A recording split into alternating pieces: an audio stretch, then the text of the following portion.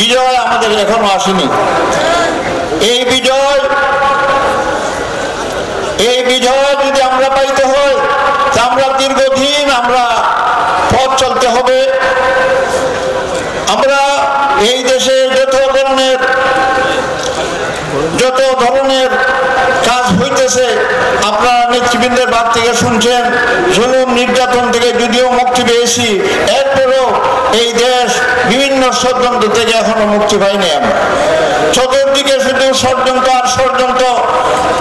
এই ষড়যন্ত্র, আগুনের ষড়যন্ত্র, পানির ষড়যন্ত্র, এই সকল ষড়যন্ত্র থেকে মুক্তি পেতে হলে আমরা আরো কিছুদিন আমরা কাজ করতে হবে। আমরা এই দেশের বিভিন্ন পর্যায়ের সংস্কার আমাদের করতে হবে।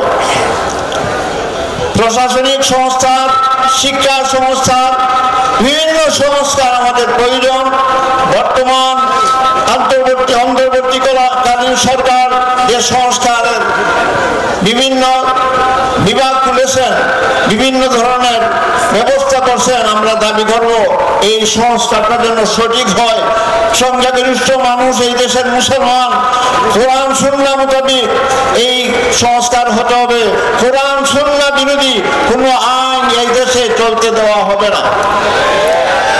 এই দেশের ফ্যাসিস্ট সরকার যদি এই দেশ থেকে পালিয়ে গেছে, এই জালিম হাসিনা সরকারকে এই দেশে আনে তার উপযুক্ত বিচার, তার ফাঁসির কাস্টে ঝুলানোর দাবি আমরা করতেছি।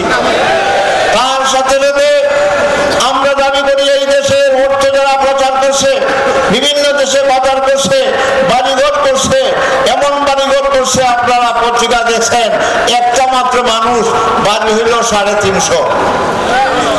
এই সমস্ত অর্থ ফিরিয়ে আনতে হবে। আমরা দাবি করছি এই সমাজ থেকে যে এই দেশে যত ধরনের জুলুম নির্যাতন আছে, সকল জুলুম নির্যাতন চিরতরে বন্ধ করতে হলে তার ঐক্যের প্রয়োজন।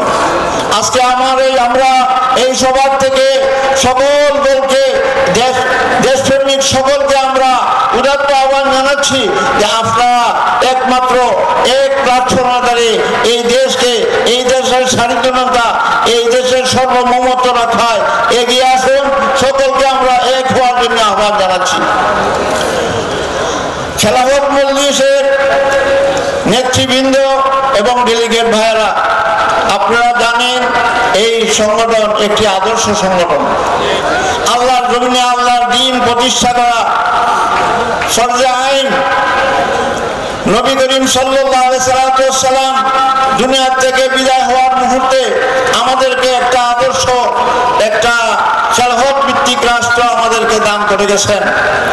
হযরত খুলাফায়ে রাশিদিন তারা পরিপূর্ণভাবে তারা অক্ষত রাখছেন। এরপর থেকে আজ হুজুরে পাক সাল্লাল্লাহু আলাইহি ওয়াসাল্লামের পরে সাহাবায়ে কেরাম, তাবিন, তবে তাবিন চেষ্টা করছেন। আমরাও আজকে খেলাফত মজলিস আজকে 35 বছর যাবৎ আল্লাহর জমিনে আল্লাহর খেলাফত প্রতিষ্ঠার জন্য আমরা আন্দোলন সংগ্রাম করছি। খেলাফত ভিত্তিক রাষ্ট্র ব্যবস্থা করা, যেমন নামাজ পড়া ফরজ, তেমনি আল্লাহর জমিনে আল্লাহর দ্বীন প্রতিষ্ঠা করা, খেলাফত ভিত্তিক একটা রাষ্ট্র কায়েম করা সকলের জন্যই ফরজ। আপনার ডেলিগেট ভাইরা যারা আমরা আসছি, আজকে আমরা প্রত্যেকেই এই খেলাফত মজলিস একটা আদর্শ সংগঠন, আদর্শ নেতা, আদর্শ কর্মী, আদর্শ একটা রাষ্ট্র প্রতিষ্ঠার জন্য তারা 35 বছর যাবৎ আমরা সংগ্রাম করে আসছি। আজকে আলহামদুলিল্লাহ আপনারা বিভিন্ন অঞ্চল থেকে এসেছেন, অনেক কোরবানি করেছেন, টাকা দিছেন, পয়সা দিছেন, শ্রম দিছেন, এটা আল্লাহর রাস্তা আপনারা দান করছেন। আমরা আল্লাহর কাছে শপথ করেছি, ইন্না সালাতি ওয়া নুসুকি ওয়া মাহইয়ায়া ওয়া মামাতি লিল্লাহি রাব্বিল আলামিন লা শারীকা লাহু ওয়া বিযালিকা উমিরতু ওয়া আনা আউয়ালুল মুসলিমিন।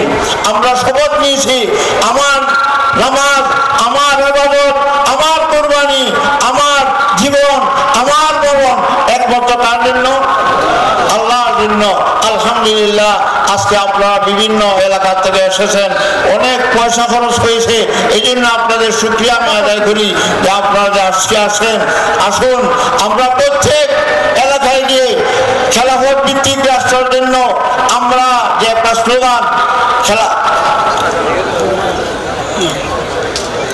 খেলাফত প্রতিষ্ঠার লক্ষ্যে গণ আন্দোলন, এই গণ আন্দোলনের জন্য দাওয়াতের প্রয়োজন। আজকে দাওয়াতের আমাদের অভাব, আমাদের দাওয়াত দিতে হবে, মানুষকে বুঝাইতে হবে খেলাফত কি এবং কেন, খেলাফত কেন রাসূল আমাদেরকে উপহার দিয়ে গেছেন, মানুষকে বুঝাইতে হবে। এই বোঝানোর মাধ্যমে আপনারা প্রত্যেক জায়গায় যাবেন, আজকে আগে আগে আপনারা কি করবেন, এই দাওয়াতের কাজ করবেন। আল্লাহ পাক রব্বুল আলামিন সকলকে আশা দেওয়া এবং কবুল করুক। সবাই বলি আমিন। ওয়া আখিরু দাওয়ানা আলহামদুলিল্লাহি রাব্বিল আলামিন। নাসরুন মিনাল্লাহি ওয়া ফাতহুন।